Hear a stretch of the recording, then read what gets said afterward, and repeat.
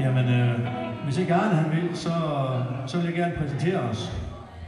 Vi er nogle højlydt som har spillet sammen i nogle år, og så har vi så fået en rigtig dygtig trommeslager koblet på. Og vi kalder os Helikoptermyg. Og vi skal spille Allan Olsen for jer, og kun Allan Olsen. Og man kan sige, nu her i dag, der min søn og mig, vi kørte en tur, vi var gennem Hørmested. Og man må sige, jeg ved ikke, da Allan Olsen har skrevet en sang, der hedder Tilfældigt Strejfet, om han har haft sådan en speciel by i hovedet, da han skrev den. Men i hvert fald Hørmested kunne godt være et eksempel på det. Og jeg vil sige, Brønderslev i dag, med det antal mennesker, der er indtil nu, så kunne det også godt være et sted, der var skrevet om. Men Brønderslev er jo en dejlig by, så vi starter med Tilfældigt Strejfet.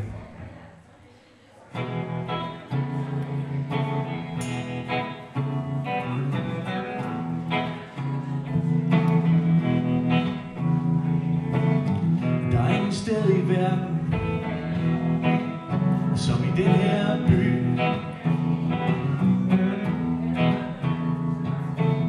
Der er ingen sted i verden,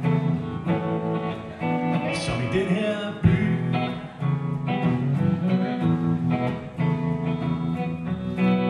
Hvor en død kat kan få lov til at ligge og være død.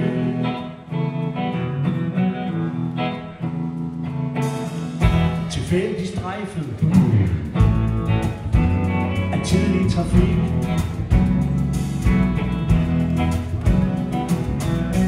Man lever, man bliver ramt, og man dør.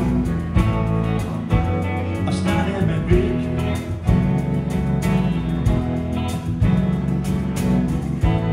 Ingen dyr, ambulancer, ingen overdreven alarm. Kun en gråsblå, der luner til ens pels, mens man endnu er vej.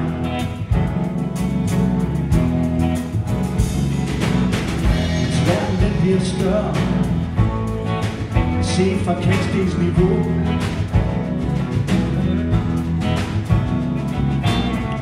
Kommer menneskefødder nærmere, instinktet virker endnu.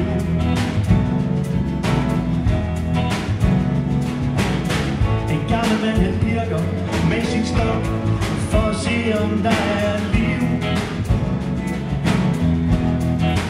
Han mumler, ryggen den er brækket og går videre. Snart falder mand op i hans liv.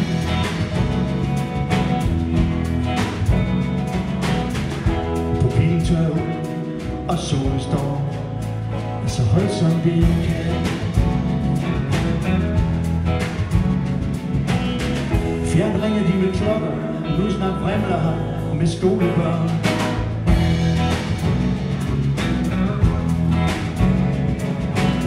De sætter sig andægtigt på hug og viser døden respekt.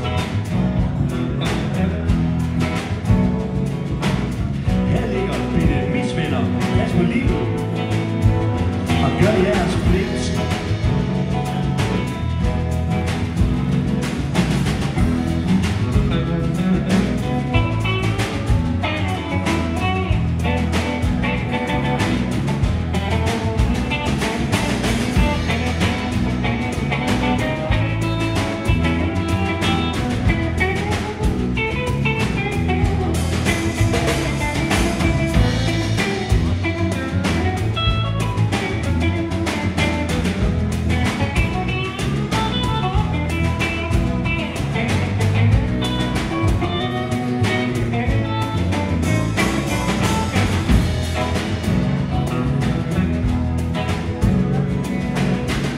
Ingen sted i verden,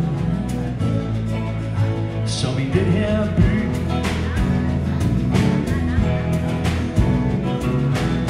Hvor livet leves videre, selvom katten er død.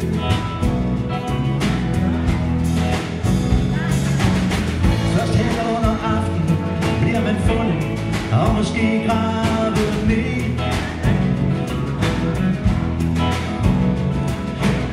Jeg var en forhåbentlig strejfkat, det.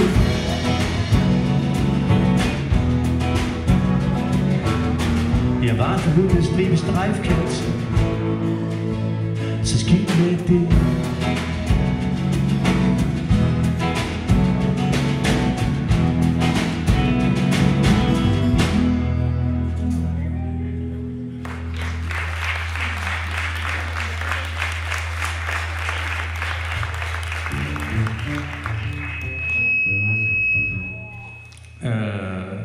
Hvad med det der højt nok? Ja, ja. Jamen, tak for det. Man kan så sige, jeg har lige hørt i radioen her til morgen, at det var Søren Rarsted fra Aqua, der sagde, at han havde hørt om 4 ting, der gjorde danskerne rigtig glade. Den ene ting, det var jord. Det var simpelthen at være i nærheden af jord, der er vi lige nu, og have fingrene ned i jorden. Og den anden ting, det var lort. Afføring. Lort. Ja, det var. Og det må man sige, det har vi også nok af i Brønderslev, når vinden er i en rigtig retning. Eller forkerte. Og den tredje ting, han kunne kun huske 3 af de 4 ting, det var fællessang. Og nu kommer der en sang fra dem, der kender Allan Olsen-sangen. Rosa. Rosa kommer til sin mælkning. Og der må man gerne synge med på Glemte Gåder. Man må gerne synge med på hele sangen, sådan set. Men det er i hvert fald den, vi tager nu. Og så vil jeg gerne præsentere rockelektrikerens søn, Palle. Hedder du Mariendal nu? Hedder du Palle Mariendal? Ja. Palle Kruse.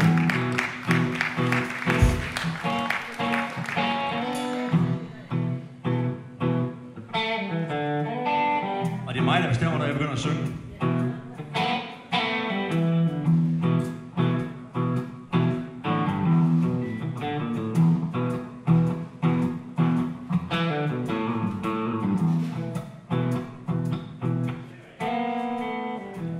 Rosa kom for sent til sin malkning.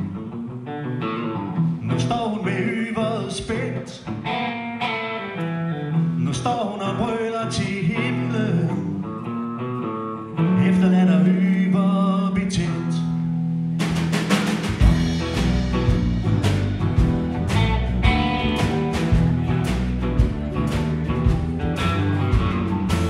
Da de andre i flokken, de skulle samles, så hun stod i led, blev hun træt. Og da de findede for gårdskalens møsse kom så havde hun tom, hun skulle have et. Det går fanden tungt og have patter, når tømmingsrutinen den bliver brudt. Og her Rosa har haft evne til at sige bebe, når hun faldt til panden som en sut. Som en brandbil. Smerten skar i Rosa som lyn. Og på randen af vanvittig bise begyndte hun at se de særeste syn. Glemte gåder og kom på andre måder. Alverden sin hegn igen brudt. Denne mandag, mælkekon Rosa stod alene og efterladt.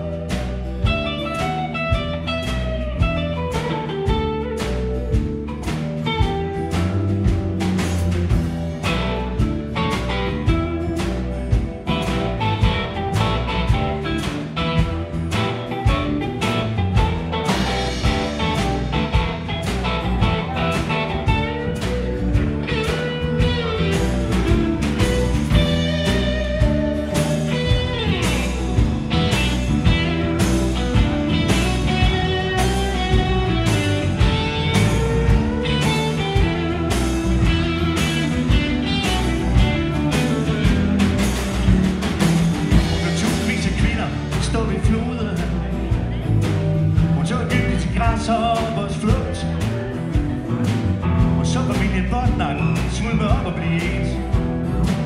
Hun så hvad han løb og hvad han lugt. Hun så de gule, de sorte og de fremmede. Når frem til kapitel og firma bil. Og gør krav på ligesom vi andre. Og få låst papir med stil.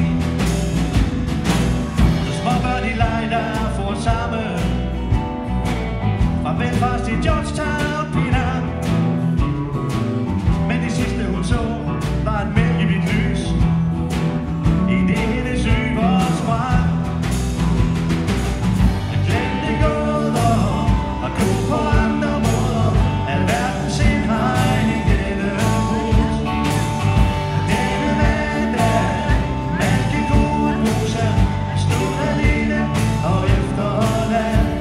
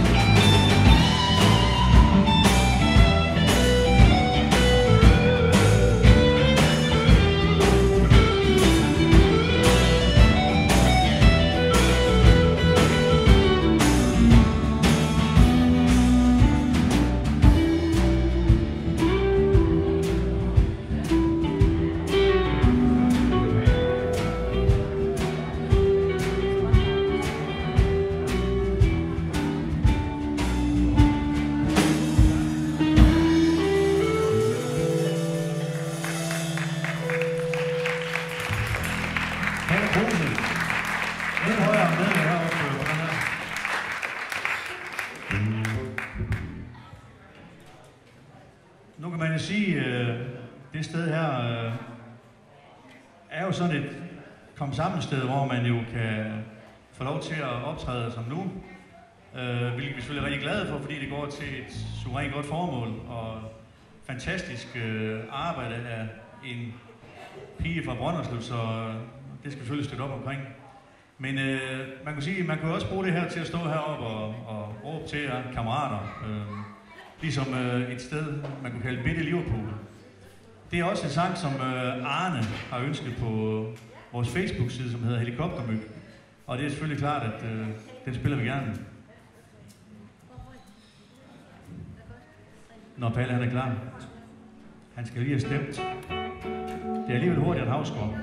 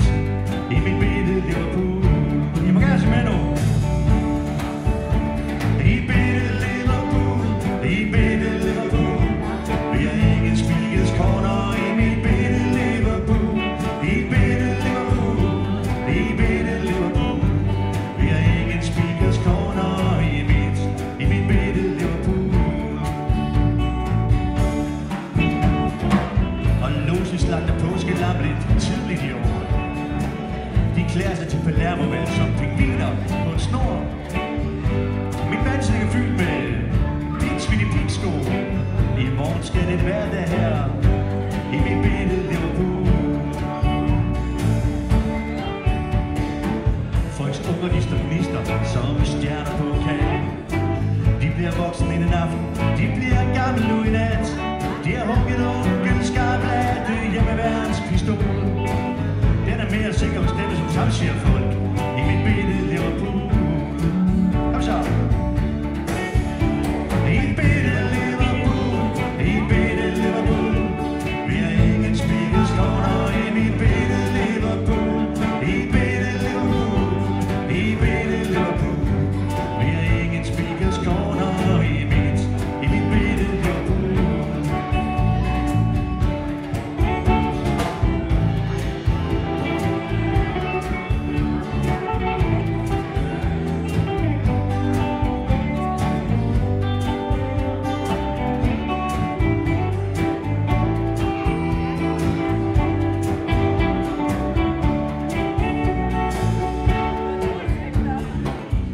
Flagsnor pisker sin flagstang provinskong Gavarov.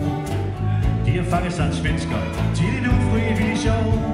De har bundet ham mellem Færøen og havnen syd om Mo. Nu står de og beder om fralandsvind over bitte Liverpool. Kom så, sidste gang. I bitte Liverpool, i bitte Liverpool. Vi har ingen spikerskorner i mit bitte Liverpool. I bitte Liverpool, i bitte Liverpool. Vi har ingen spikerskorner i mit bitte Liverpool. Længere til. I bitte Liverpool, i bitte Liverpool. Vi har ingen spikerskorner i mit bitte Liverpool. I bitte Liverpool, i bitte Liverpool. Vi har ingen spikerskorner i mit bitte Liverpool.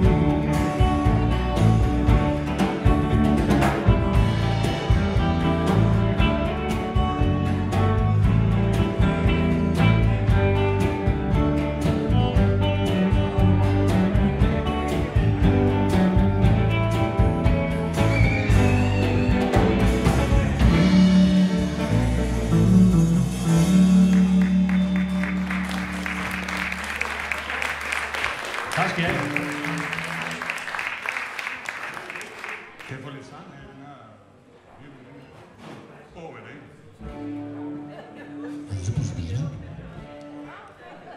For det er næsten synd, at det kun er jer, der skal høre. Nu er det jo sommer i dag, og det er en af de dejlige dage, og der har faktisk været rigtig mange gode af dem, så jeg tror, det er en ligesom den i 57. Og vi håber bare på, at de kommende år, de bliver lige så gode.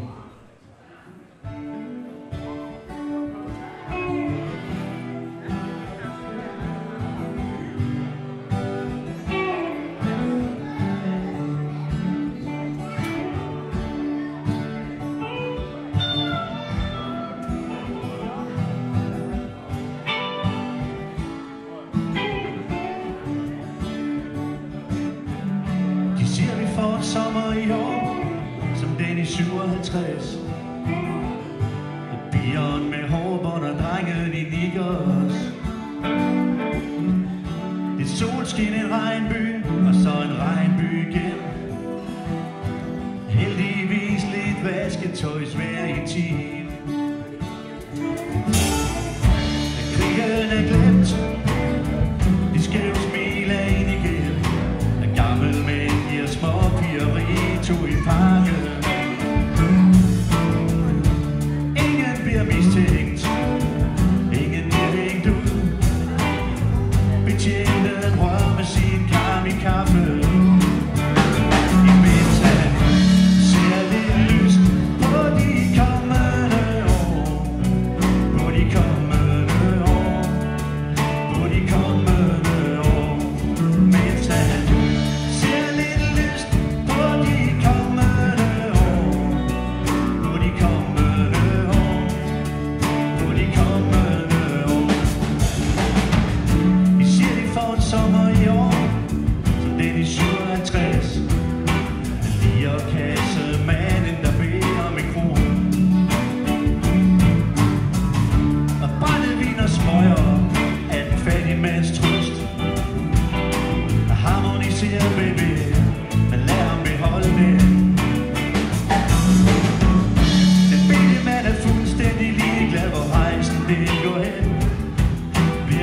hvad har han undervejs? En bil og tæller om, så han tør se lidt lyst på de kommende år. På de kommende år. På de kommende år. Han tør se lidt lyst på de kommende år. På de kommende år. På de kommende år. Vi siger, vi fornemmer en stemning, en trang til vækst uden hæmning, som i sommeren 57. Jeg tænder gerne mine spar som Santana spiller, synger og Jonils love. Banal, but maybe it is. Vi siger, vi får en sommer i år, men lad os vel se. Og så alligevel, hvorfor skulle vi det? Vi sender lærken i musikskole, så det kan lære at synge. Som da far var dreng, og min kæster var en Benjamin. Vi sender lærken i musikskole, så det kan lære at synge. Højt over muren i Horsens, så bredsløse lille, så de tør se lidt lyst på de kommende år. På de kommende år. På de kommende år. De tør se lidt lyst på de kommende år. På de kommende år. På de kommende år.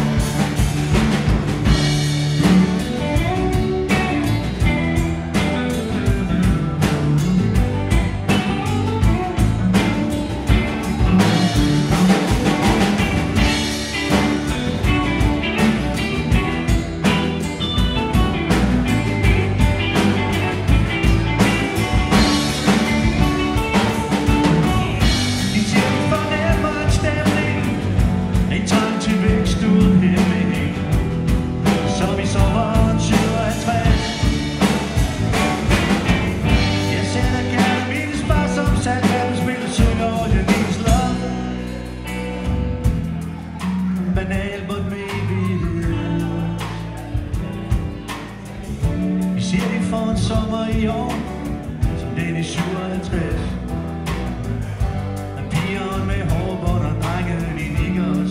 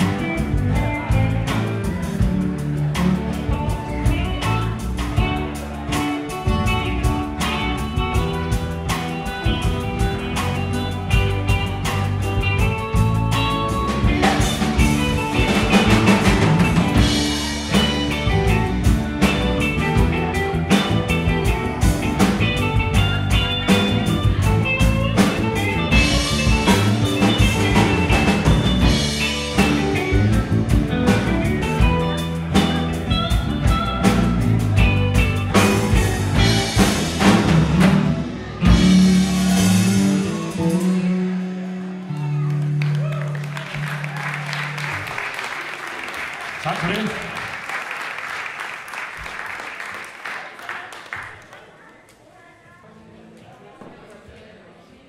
Hen du så hen. Nå. Tak som en, der tæller, så vi må hellere komme videre.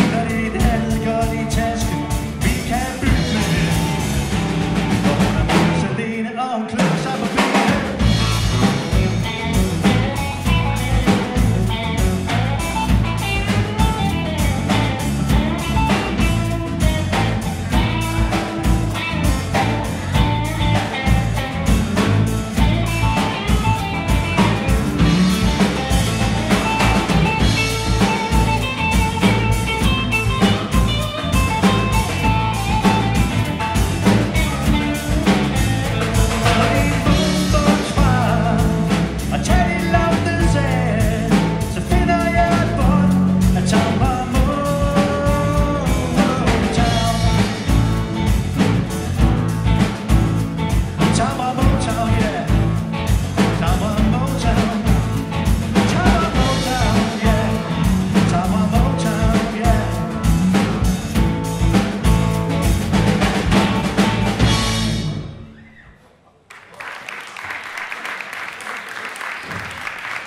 Og jeg håber, vi fik det hentet til sidst. Her er en af de allerførste Allan Olsen-sange om Gaio. Og jeg tror, da den blev skrevet, så var der ikke mange, der vidste, hvad en Gaio det var. Og der er nok heller ikke mange, der ved det i dag. Hej, drenger. Man kan ikke se noget, fordi I skulle se det lys her. Jeg ser, så har jeg set lyset.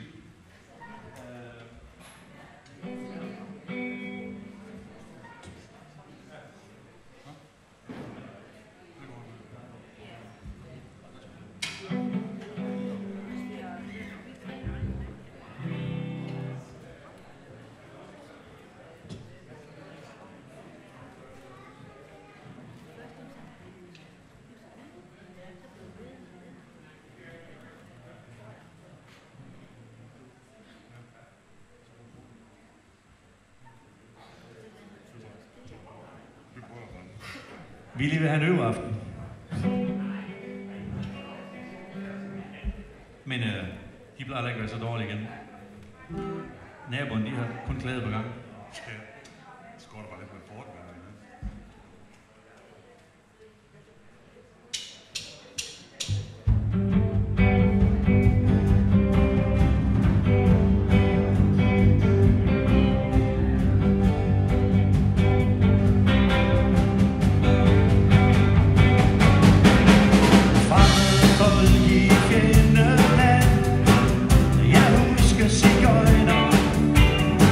Only for 2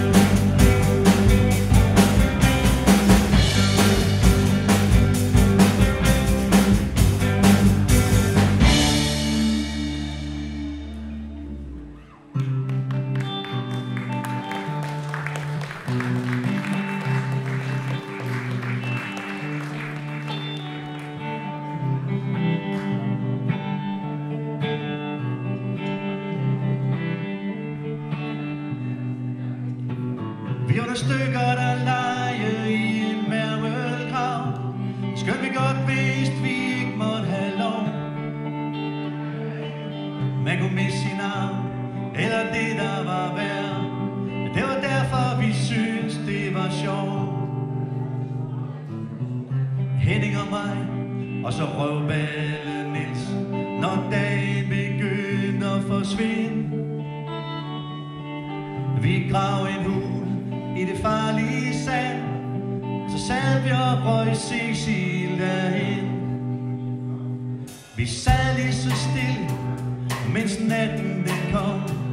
Skal vi dårligt synes vi kunne vente. Niels han fortalte, han snart var en rigtig mand, og spændte sin bukser op, så vi kunne se hvad han mente. Man kunne læse en hest med 15 tons, eller bare blive ved med at slå. Man kunne binde en gravkode dengang jeg var en dreng. Den ville alligevel blive ved med at gå.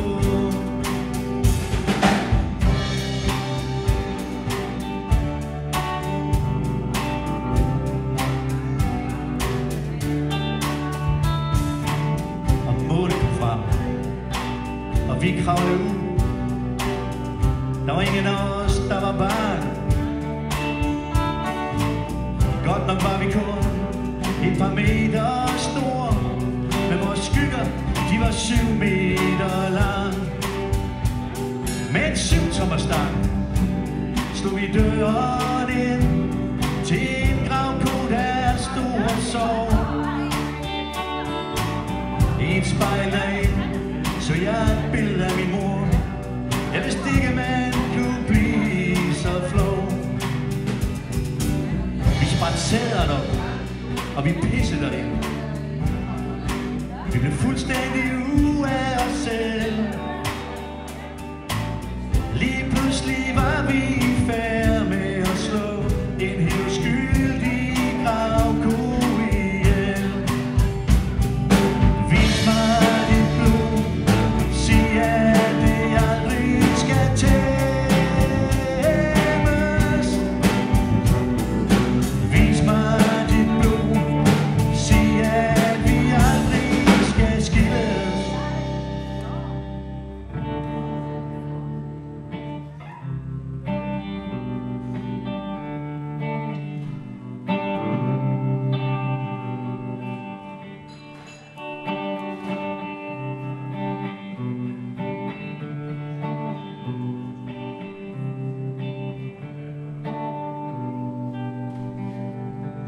De sprang Henning i luften en sommernat.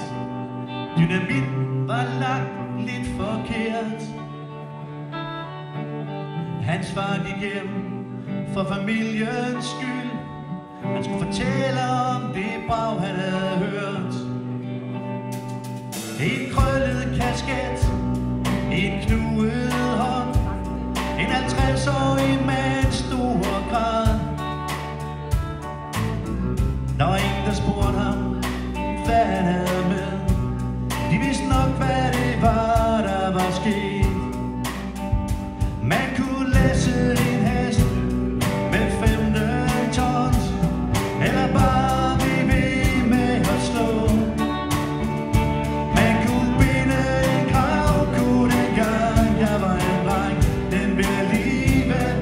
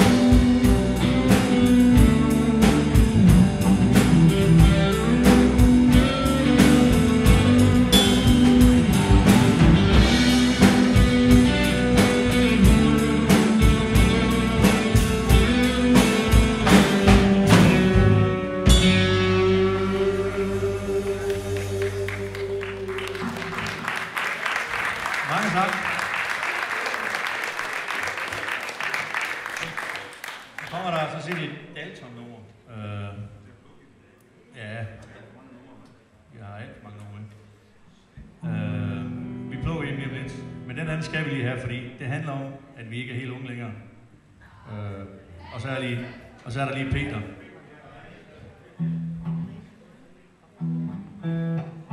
Jeg har alderen med mig.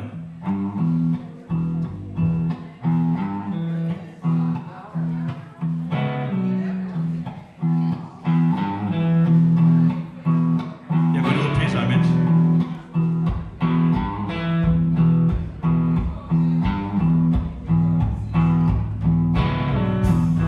Det er alderens koldsved. Jeg har alderen med mig. Den er med mig overalt. Min ball and chain, kort fortalt. Jeg misunder ingens ungdom. Ungdom fortager sig af sig selv.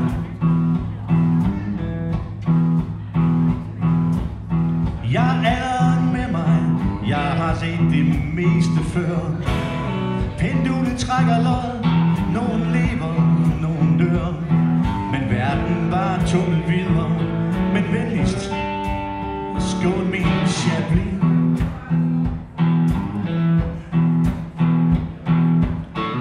Rul mit skakbræt sammen. Jeg er godt tilfreds med Remy.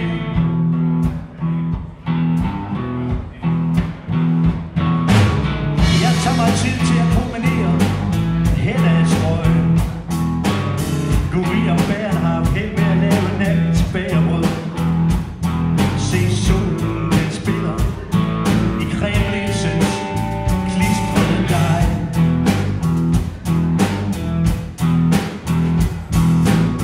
Jeg passer overhovedet ingenting, medmindre det der lige passer med mig. Og kommer der så et Lars Lilleholdt-vers, der er sket lige, det er lidt mere klassisk og inspireret. Og de er det kyniske, trætte metronom. Skulle jeg rive dig på smerte, blev det højst et fantom. Nej, reciprokke værdier og isblå fakta kan jeg lide.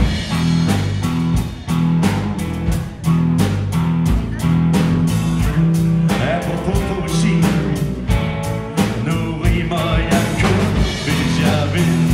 Ja!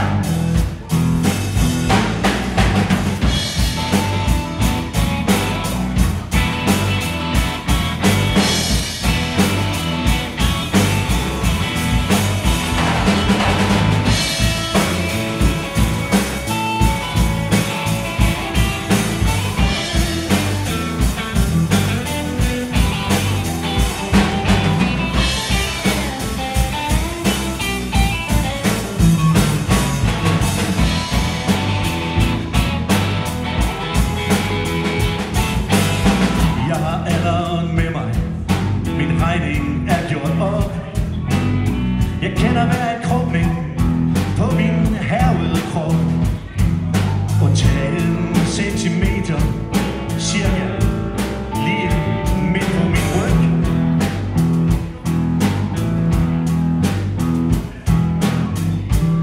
Der gik hendes fingre, indtil hun en dag fik op.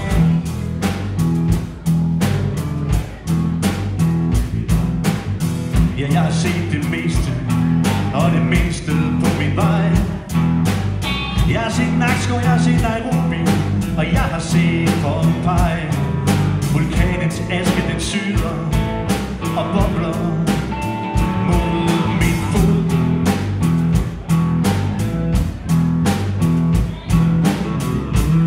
Nu foretrækker jeg skyggen, for bækken den bliver til blod.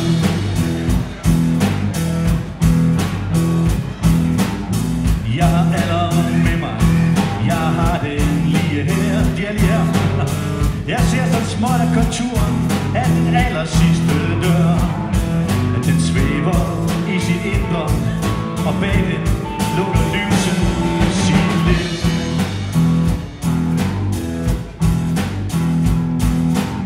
Men helikopter myg bare spil videre boys, når jeg nu tager afsted.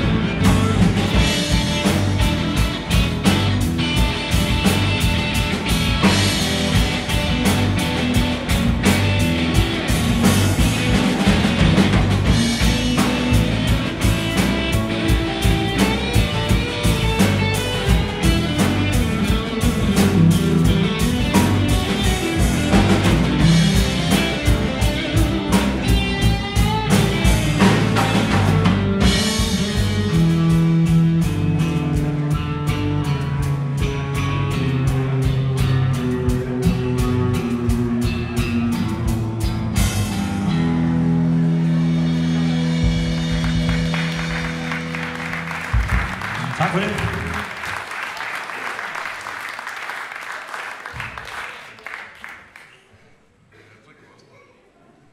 Jeg tror, vi begynder at plukke lidt i den nu. Ellers kommer vi jo 5 til at spille hele aften. Der er kun 20 numre igen. Her er en sang om zoologisk have. Og jeg ved i hvert fald, der er... Nå, hvad vil du gerne spille? Vil du gerne spille lidt? Det er en sang om zoologisk have, og det er en sang om at kigge på et dyr derinde i, og så snakke til den og forestille sig, hvordan det ville være, hvis den var os. Eller vi var den, eller et eller andet. Og igen så synes jeg, at vi skal lige lade Palle blive videre.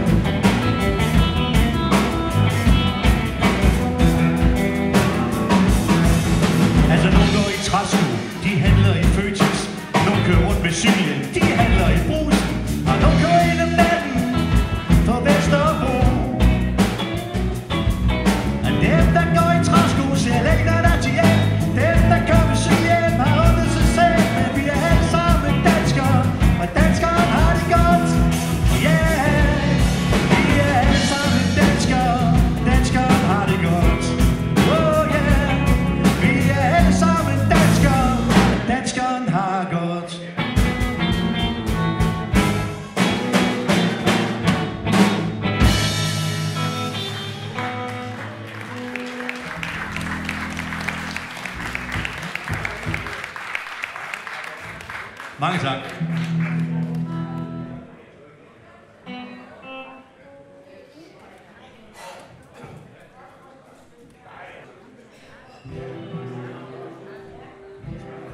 Så er det en tysk sang, der hedder Wir will ein Danmark.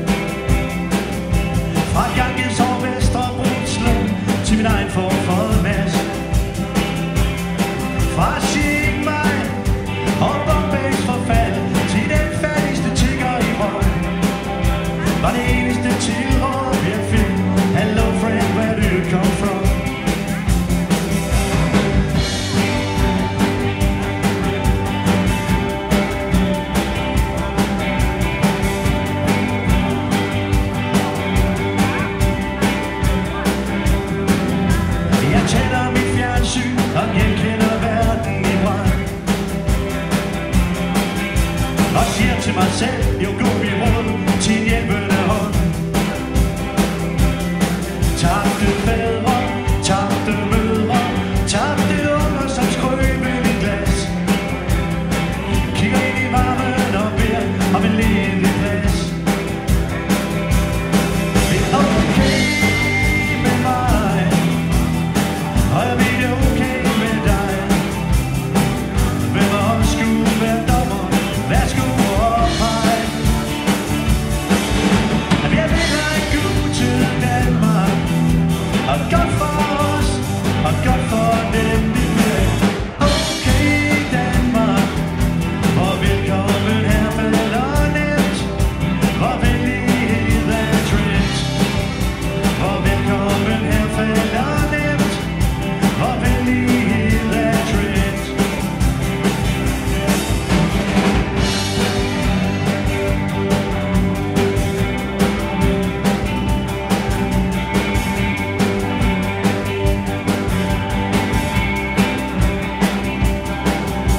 Jeg ser dem i Kastrup, forpjusket i umoderne tøj.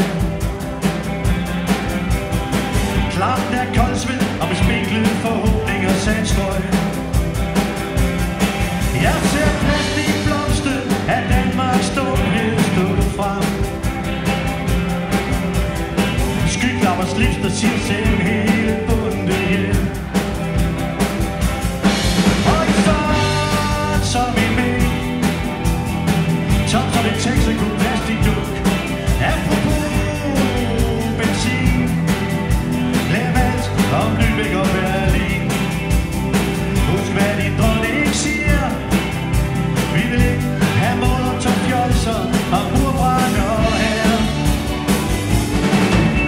Jeg vil have Gud til Danmark, og godt for os, og godt for dem, det bliver okay Danmark. Og velkommen her falder nemt, hvor venlighed er trend. Og velkommen her falder nemt, hvor venlighed er trend. Et Danmark vi kan være bekendt, hvor ingen bliver eftersendt. Så lav profil her betjent.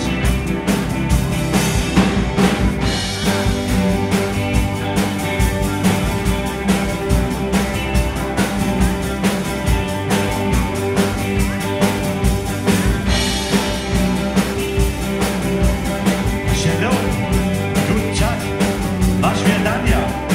Ja, og så goddag nu. Og goddag, yes.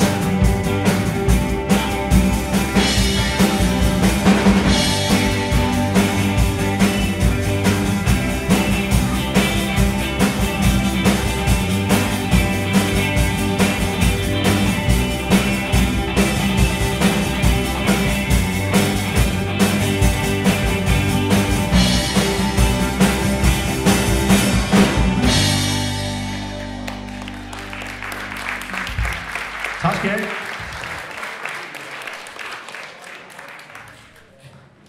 Nu er der en sang til Per Post.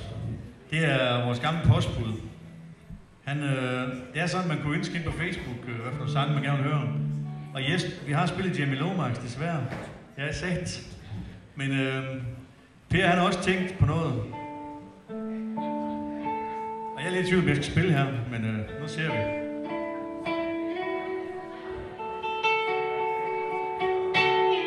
Der kommer lidt til en solo på et tidspunkt.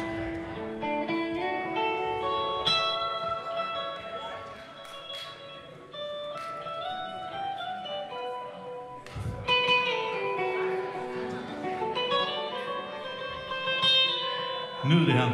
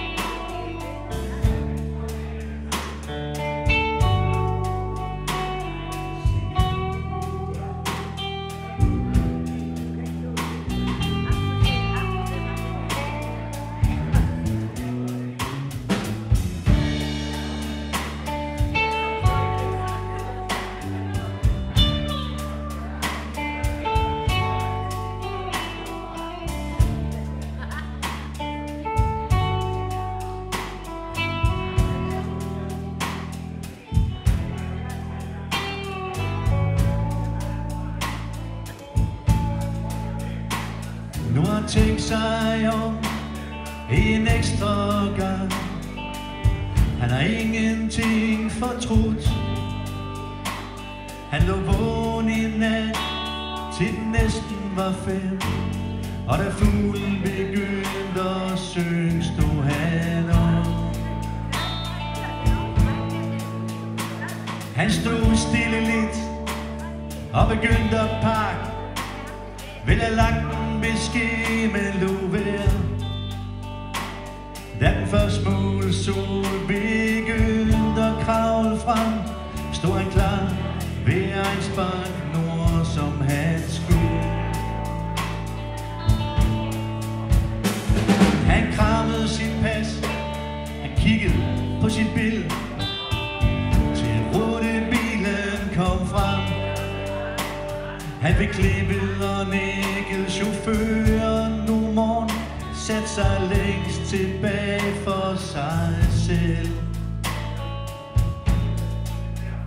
Med en hånd på den taske han havde med.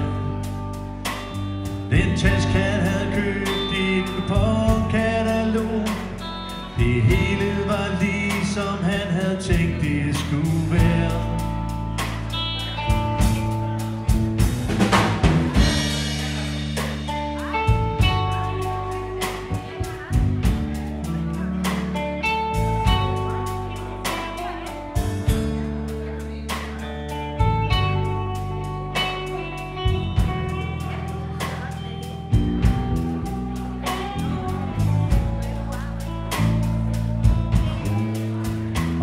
Mens dukken render sammen i dråber af vand, bliver til langtrukne streger af liv.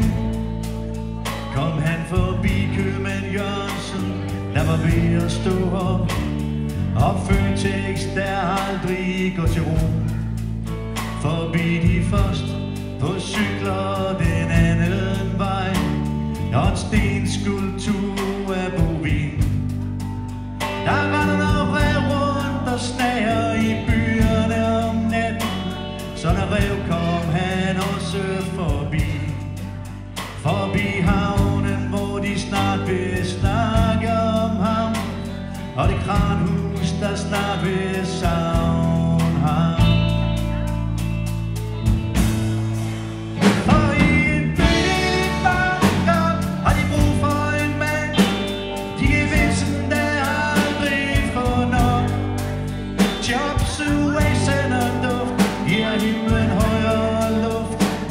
Man bliver dreng i sin barndom, cirkus igen. Og mens dukken render sammen i dråber af vand, bliver til langtrukne streger af liv. Kom han forbi ved Emmas barndomshjem, hvor svigerfar, der har samtlige hans rådne tænder endnu, står ved landevejen og ser sig om. Efter 3/4 århundrede, der gik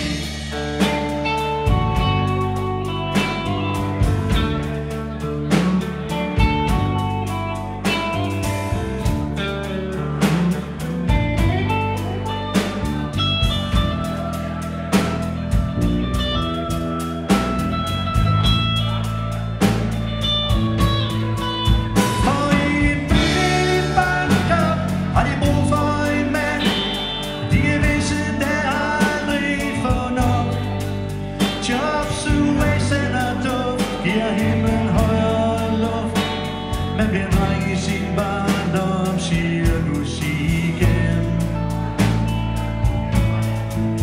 For i en bydel barndom har de brug for en mand.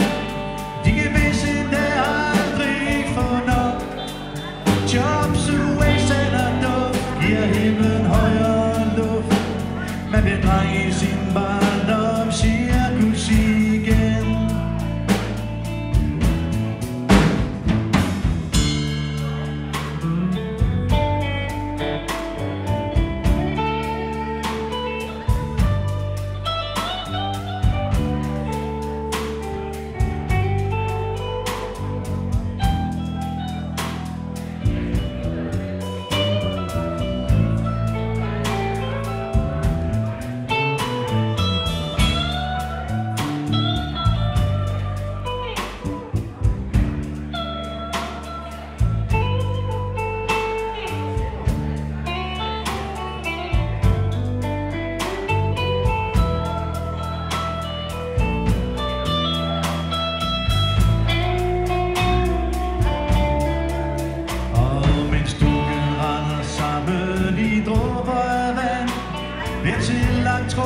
streger af liv. Kom han forbi VM's barndomshjem, hvor svigerfar, der har samtlige hans tænder endnu, står ved landevejen og ser sig om efter 3/4 år. Der gik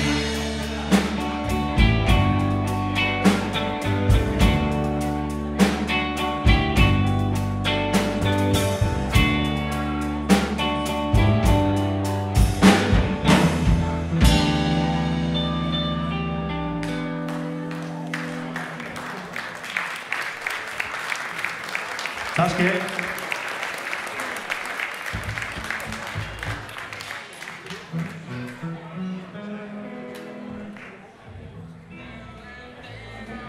Ja, så er vi klar til at lige give et par numre mere, hvis jeg får min guitar på her igen her.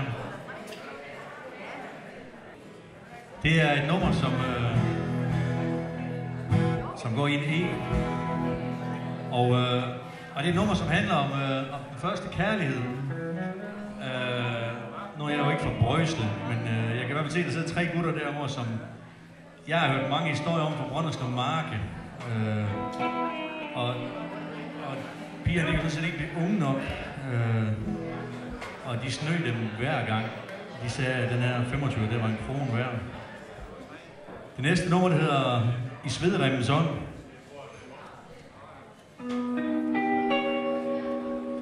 I min tombola solgte jeg min uskyld. Det gik for en krone, den bedste jeg har haft. Hvor meget jeg knokler, løfter og lefler, vil jeg aldrig break even i Svedremmens ånd. Blev enig med Inga, mønten var hendes, alt hvad jeg ejede, hvis jeg så hende bare. Hun viste mig bag hækken, hvad Herren har tildelt, kejser som slave i Svedremmens ånd. Hvem der var doktormand, når kvinden blev syg?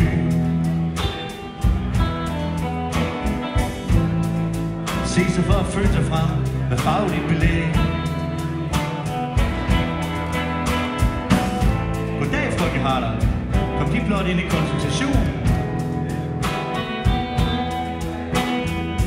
Læg dine børn på briksen og til deres benklæder af.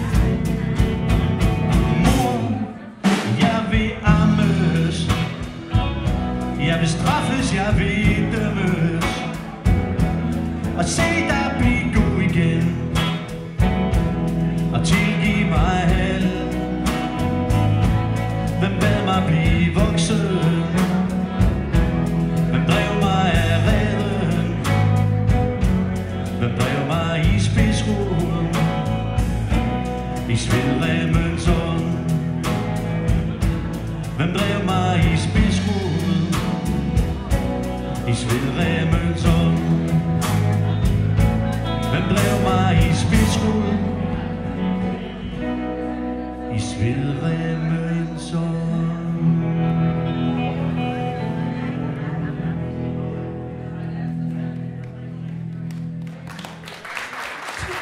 Tak for det.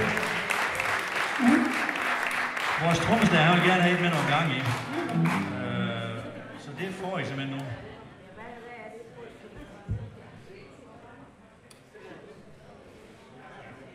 Og det er ikke temperaturen, vi snakker om nu. Det er simpelthen bare, hvordan man har det dagen derpå. Yes, det er det, det er. Den hedder 500.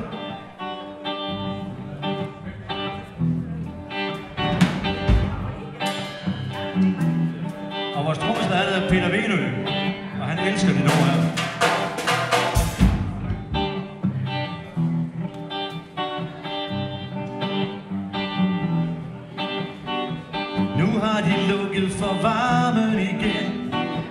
som min brøndgravers røv. 500 på mit overskudskibpunkt giver udslag fra midt til sløv. Jeg smed kaktus efter køderen, fordi den vil ud. Og lige siden har den gemt sig et sted. Hun tog alt andet med sig, og den er kun endnu, fordi den ikke kunne sige den vil med. Først vil hun giftes, og så vil hun skilles, og ungeren bliver omdøbt jo. De sidder op der Phoebe har båndnagtens PC. Hun kalder sin ægte mand nu, men jeg er langt fra mit gamle niveau, og jeg har langt op til toppen endnu, men jeg skal nok komme igen, kan I tro, for jeg er mere end en mand med mere end hævn til gode.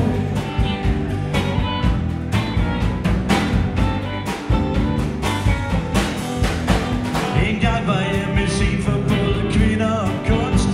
Vi rig som en hat og helikopter i brunst. Jeg pissede i hånden, vasket på dagligt tær.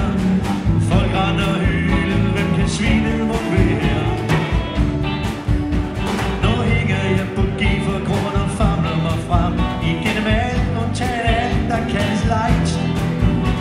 Servitrisens reaktion, når jeg klager min nød, er lige så vild som Brønderslev by night.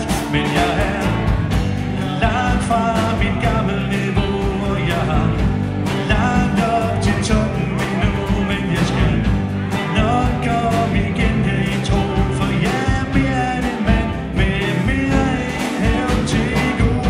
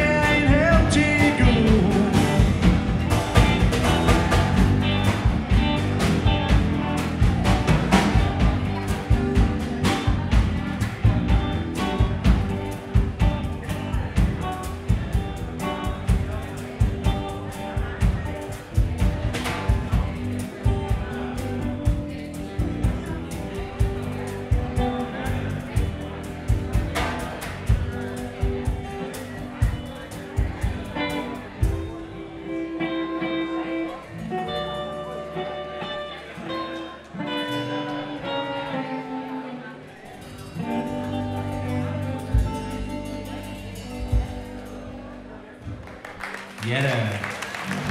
Tak skal I.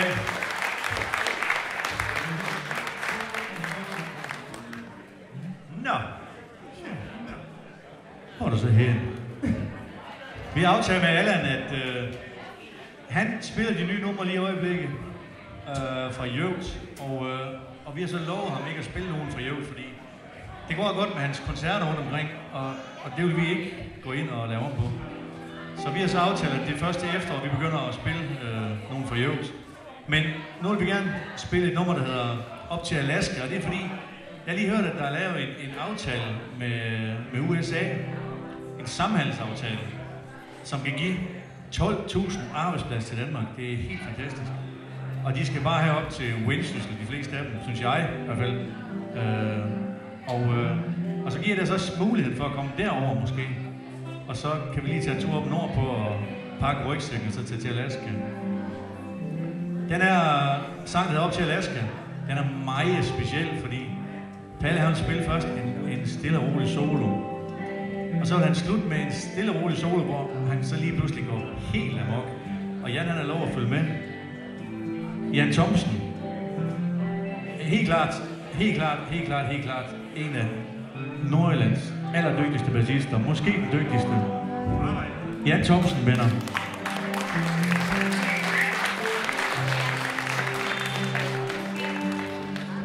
Det er bare Palle Kruse.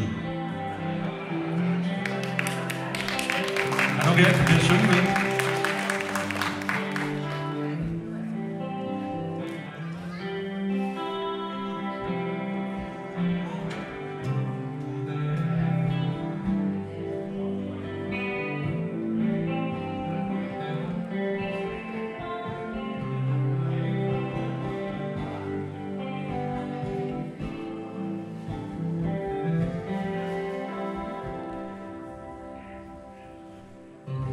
Nu er jeg kravlet og lurer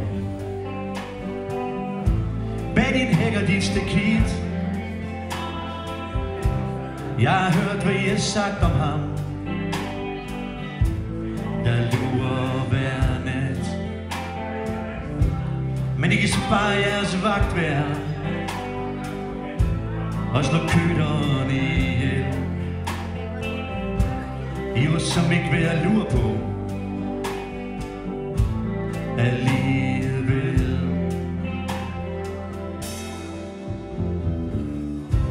Nu jeg skrev mig en list over det, som jeg skal bruge. Ikke fordi vi har mig her, man kan bruge til noget derude. Men lidt ting kan konserves og en lampe så lidt sprit.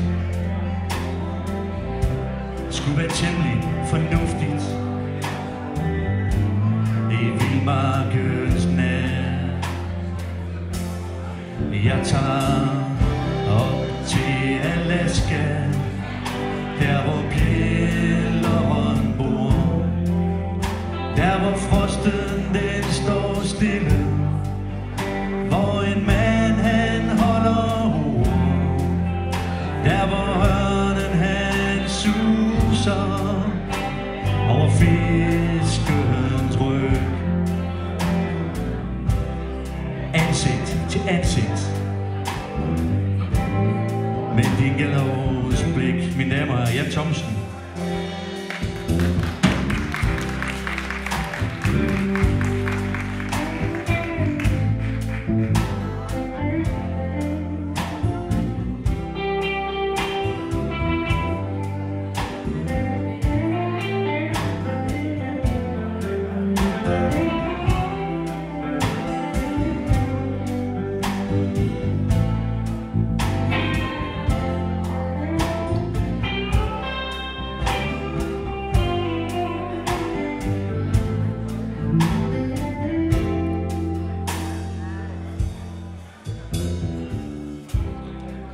Tag noget sovs og nogle kartofler,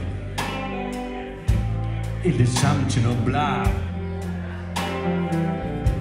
I kan vælge et billigt bestik, hvis I bare vil lade mig være. Forhør vildhunden, han biffer, han er bange og nødskræk. Jeg bliver nødt til at finde ham, så nu remper jeg mit sæk og tager op til Alaska, der hvor bjælleren bor, der hvor frosten den står stille, hvor en mand han holder ord, der hvor ørnen han suser over fiskens ryg. Ansigt til ansigt med din gallows blik. Skulle jeg træffe på Arne Mogensen og nærmere gå i Parkway, vildmarkens kejser, når han strejfer omkring, så stikker alle kvinderne hånden i lommen og tager lidt på sig sig selv. Giv ham fri nu til middag, og vink ham så farvel. Jeg tager op til Alaska, der hvor bjælleren bor, der hvor frosten den står stille, hvor en mand han holder hår, der hvor ørnen han suser, og fisken tryk, ansigt til ansigt, med Bigelows blik. Jeg tager op til Alaska, der hvor bjælleren bor, der hvor frosten den står stille, og en mand han holder hår, der hvor ørnen han suser, og fisken tryk, ansigt til ansigt, men det kan Bigelows blik. Ansigt til ansigt, men det Bigelows blik. Palle.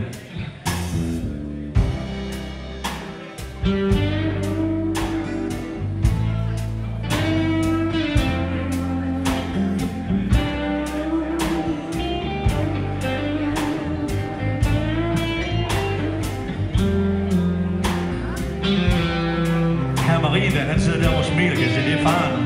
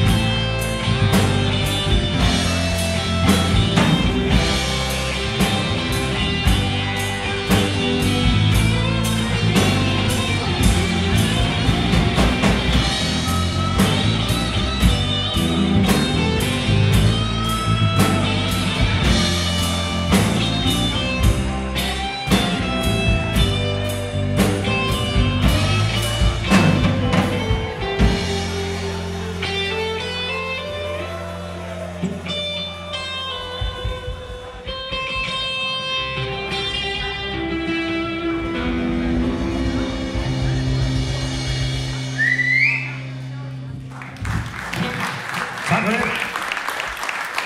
Det var alt for os nu. Vi vil rigtig gerne sige tak for, at I er klar til at være med i en hånd. Og hvis jeg råber ekstra nummer, så har vi lige et par stykker mere.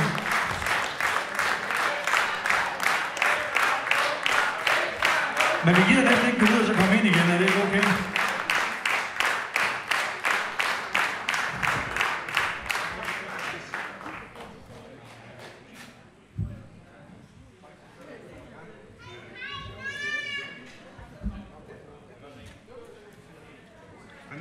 Der er så mange akkorder.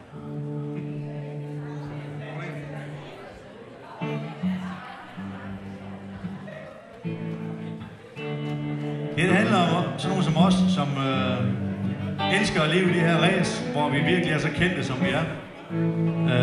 Den hedder Jet Set Junkie, men det er selvfølgelig den eneste, der kender det der med, at der lugter død kat i den ene eller anden baby. Det er vist nok kat. Kasket Karl over. Han hører ikke, hvad jeg siger.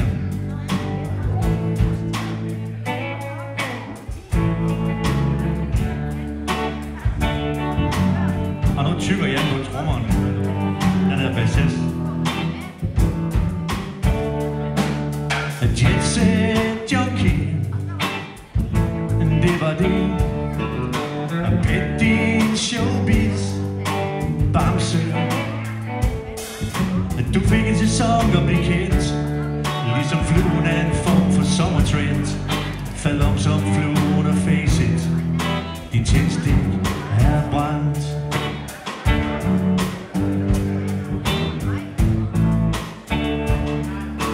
Jet set junkie, masken faldt i din karaoke. Teksten var for svær, du valgte en forkert farvet cocktailbær, og så stod du der og døde som en fjols i bodega-lampens skær.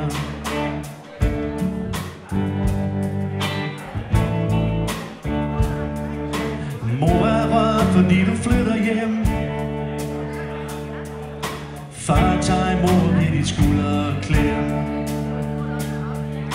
En ond ben fanget fra forbriar, hvor du stak hænderne i krukker med blar. For at finde ud af, hvor nøglen den var, så I ikke alle sammen skulle blive bidt af den der tiger. Jetset junkie, man oh man, nu skal bænken varmes. Fra charlatan til klovn, fra beluga kaviar til torskevogn, fra kildekrystal til plastikkrus i et overset sovn.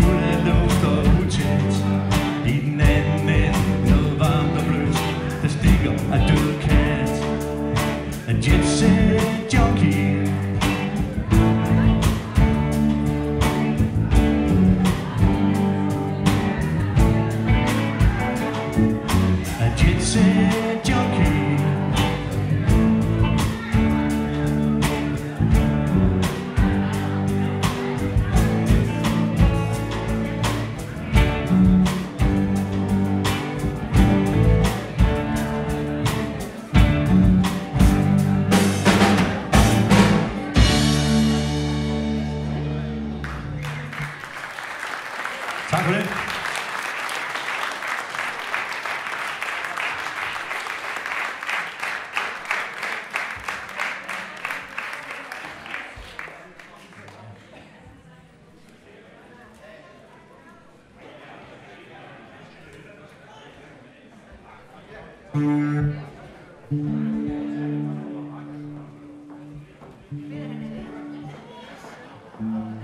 Den næste sang, det er en, som faktisk kom på repertoiret eller på setlisten her i morges.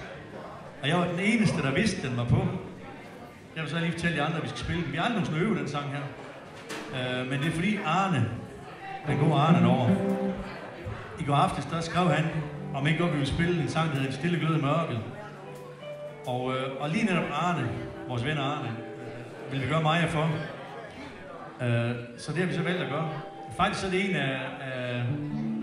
af mine yndlingssange med Allan Olsen. Og det var også en af de allerførste yndlingssange, jeg havde. Og det er nok lidt fordi, at jeg havde en morfar. Min mormor, hun sidder lige dernede, 94 år gammel, midt i det hele med det farvede grå hår. Min morfar, han var en stor mand. Ikke sådan på portet stor. Han var høj og flot, men ikke sådan tyk. Men han var stor på den måde, at når han sagde noget, så lyttede man. Og Og han fik som regel altid det sidste ord. Bortset fra, at min mormor, hun altid snakkede, når hun gik derfra, og det gør hun til stadigvæk. Men han røg nemlig cigar. Og han sad altid i sin lænestol inde i stuen og røg den her cigar. Og han var sådan set ikke andet end sådan en stille glød i mørket. Og det er faktisk det, den her sang, den handler om.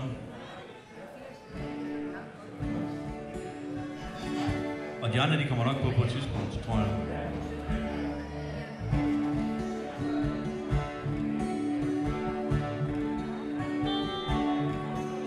Når dagene de endte, og vi andre gik til ro, sad han der alene i ternede fodsko, længst væk i mørket. Ingen talte til ham der. Han sagde en stund alene, er det bedste man har. Vi hørte i mørket hans åndedrag, der pik. Støv og skidt i lungerne var en del af hans liv. Han kunne aftenen falde, mens han tændte sin cigar. Som en stille glød i mørket, husker jeg min bedstefar. Han såede marken med myldrende frø, der fløj ud i verden, hvor vestenvinden føg. Han kunne vente på regnen i uger i træk, der faldt så hårdt og nådesløst, at alt blev skyllet væk. Men når regnen den faldt stille, og når vinden den holdt af, så stod kornet ved min skulder, og så stod kornet til hans knæ. I den slags rige tider kunne man spørge om lov til at kravle op til bedstefar, når man mente han sov. Og min mor var jo ikke verdens bedste sanger, så det er sådan noget.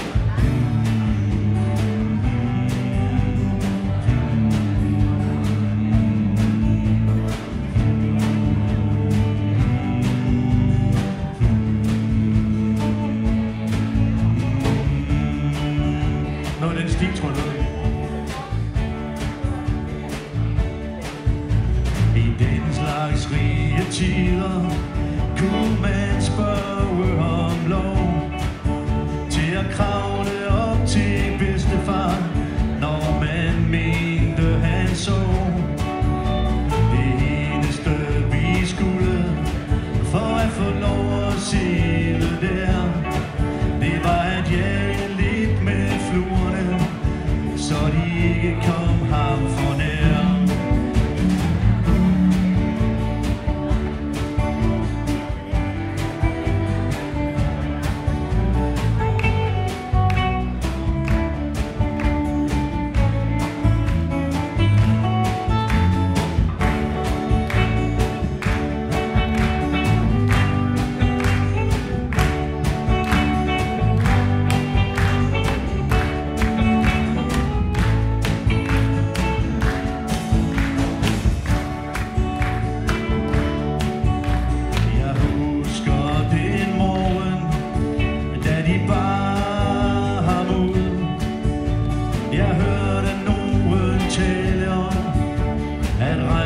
Hjem til Gud.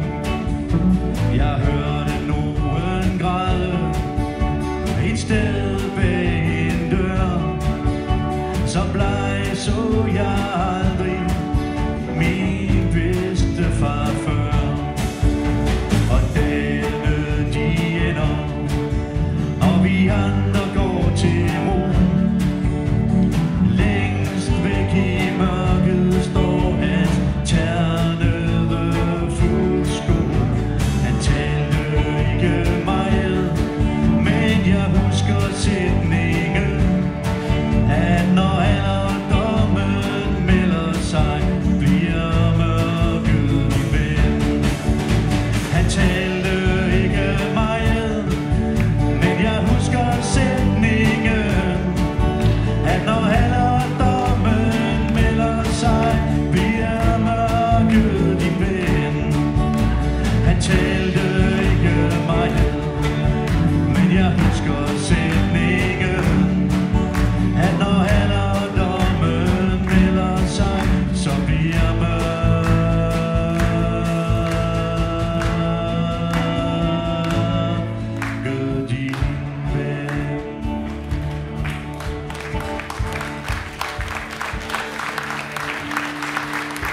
skal I have. Tak for nu.